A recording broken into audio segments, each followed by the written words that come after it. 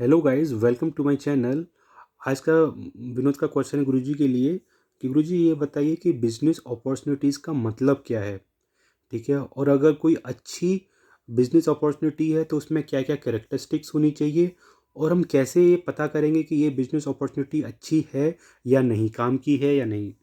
तो गुरुजी बोलते हैं, देखो, बिजनेस अपॉर्चुनिटीज़ बेसिकली क्या है। It is a packaged business investment that allows the buyer to begin a business. कहने का मतलब ये एक तरीका है बिजनेस इन्वेस्टमेंट का, जिसमें जो सेलर होता है वो कोई प्रोडक्ट या सर्विस या इक्विपमेंट या मशीनरी सेल आउट करता है। ठीक है, ताकि ये जो खरीदने वाला है वो एक बिजनेस स्टार्ट कर सके। ठीक, टेक्निकली अगर बोलें क्या होगा, all franchisees are business opportunities but not all business opportunities are franchisee. इसका मतलब क्या है कि देखो, टेक्निकली अगर बोलें तो जितनी भी फ्रेंचाइजीज होती हैं वो सब बिजनेस अपॉर्चुनिटीज़ होती हैं। ठीक है, जैसे फॉर एग्जांपल किसी के पास घड़ी सर्फ साबुन की फ्रेंचाइजी है। ठीक है, या किसी के पास पार्ले बिस्किट चॉकलेट या उससे रिलेटेड आइटम्स की फ्रेंचाइजी है, तो वो एक तरीके से डिस्ट्रीब्यूटर हैं, डीलर हैं। और ये जो बिज़नेस वो कर रहे हैं वो क्या है, एक बिज़नेस अपॉर्चुनिटी है।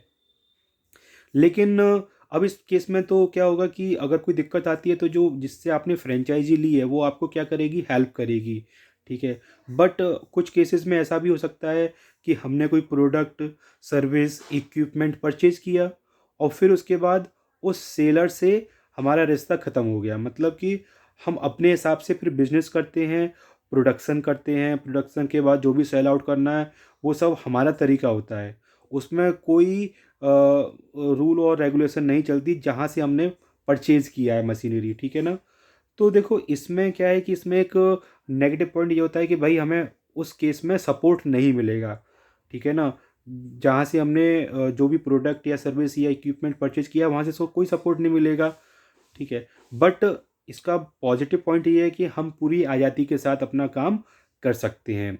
ठीक है, इसमें कोई ऐसा नहीं हुआ कि भाई कि फ्रेंचाइजी आपने ले ली, आपको कोई एक टारगेट दे दिया गया कि इतना टारगेट आप पूरा कीजिए। ठीक है, पूरा नहीं करोगे तो टेंशन हो जाएगी। तो इस तरीके का चीज़ें नहीं रहती इसमें। इसमें आप बोल सकते हो कि ये एक इंडिपेंडेंट बिजनेस होता है।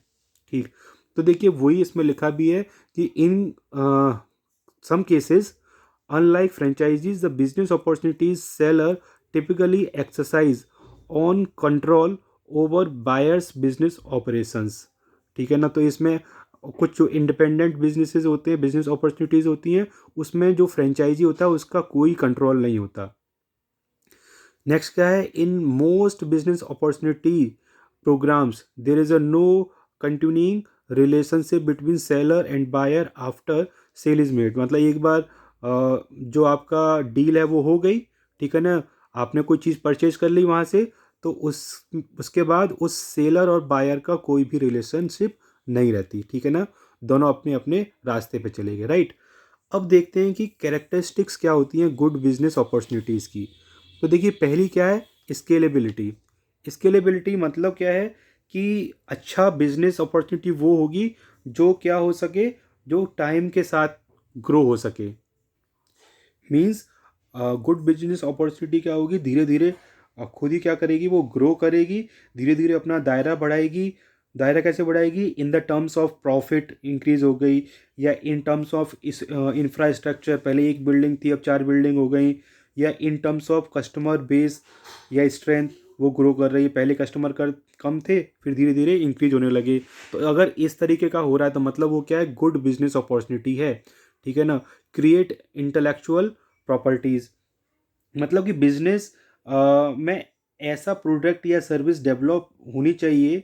ठीक है ना, या आप कर रहे हो कि जिससे क्या हो कि वो इतनी ज़्यादा वैल्यूएबल हो कि आप उसका कॉपीराइट करा सको या उसका लाइसेंस ले सको। ठीक है ना, उसे सेल आउट कर सको। तो ये क्या एक अच्छी बिजनेस अपॉर्चुनिटी होगी। नेक्स्ट क्या है, पैसन। देखिए, बिजनेस एक्टिविटी जो आप करने जा रहे हो वो तभी अच्छी होगी जब वो आपके स्किल सेट से मैच करेगी। ठीक है ना, वरना क्या होगा, कुछ टाइम के बाद आपको बोरियत होने लगेगी और फिर उस बिजनेस को आप लंबे समय तक झेल नहीं पाओगे। ठीक, नेक्स्ट क्या है, लो स्टार्टअप कॉस्ट। मतलब कि अच्छा बिजनेस अपॉर्चुनिटी तभी बोलेंगे कि जब उसमें जो भी इनिशियल अमाउंट है, जब हम अपना बिजनेस सेटअप कर रहे हैं, वो कम पैसे उसमें लगें। नेक्स्ट क्या है, स्पेसिफिक मार्केट।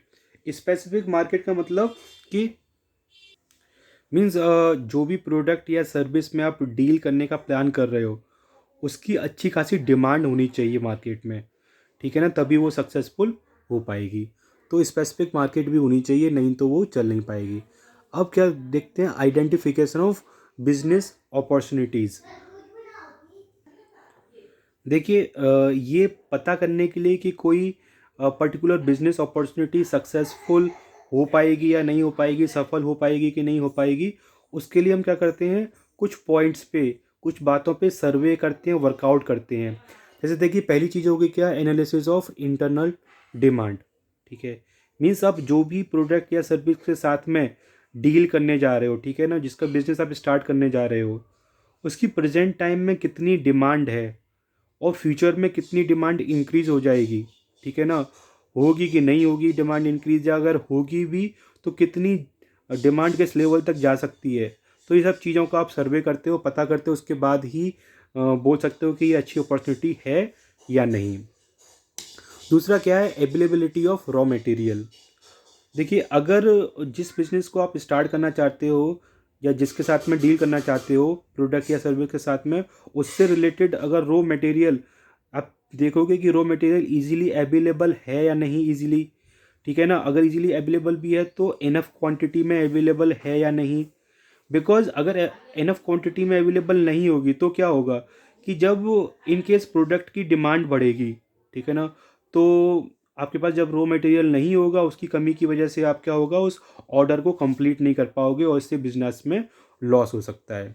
ठीक है, नेक्स्ट इज एक्सटर्नल असिस्टेंस।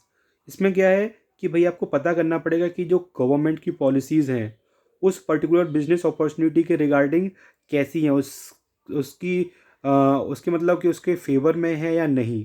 ठीक है, जैसे कि टैक्स इंसेंटिव वगैरह मिल रहा है या नहीं मिल रहा, या सब्सिडी वगैरह मिल रही है नहीं मिल रही।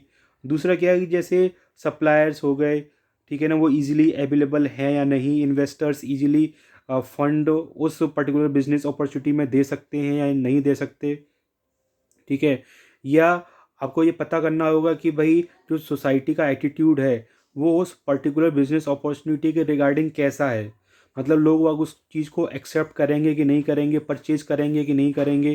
ठीक है ना, तो कुल मिला के आपको एक तरीके से एनवायरनमेंट चेक करना होता है कि जो एनवायरनमेंट है, ठीक है ना, उस प्रोडक्ट उस बिजनेस के करस्पॉन्डिंग वो फेवरेबल है या नहीं। देखो सिंपल सी बात है कि जब आप कोई सपोज पौधा है, आप पौधे को अगर लगाते हो, ठीक है ना, तो उसके सपोर्ट में उसके फेवरेबल अगर हवा पानी मिट्टी वगैरह नहीं होगी तो वो पौधा क्या है, जम नहीं पाएगा, चल नहीं पाएगा, ख़त्म हो जाएगा। ठीक है ना, तो एक तरीके से वही हम एक्सटर्नल असिस्टेंट्स या फिर एनवायरनमेंट चेक करते हैं इसमें। ठीक है, next is knowledge about industrial development.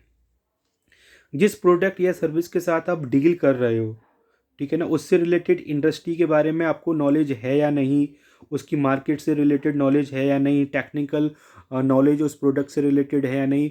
तो ये सारी चीज़ें हैं, अगर नहीं है आपको नॉलेज तो वो आपके लिए गुड अपॉर्चुनिटी नहीं हो सकती। ठीक है, फिर इसके बाद risk in the business opportunity. आपको क्लियरली ये पता करना होता है कि ये बिजनेस अपॉर्चुनिटी जो बिजनेस आप स्टार्ट करना चाह रहे हो, ठीक है ना, उसमें कितना रिस्क है, क्योंकि इन केस अगर वो फेल हो जाता है तो आपको पता होना चाहिए कि कितना फाइनेंशियल लॉस बियर करना पड़ेगा एट मैक्स उस केस में।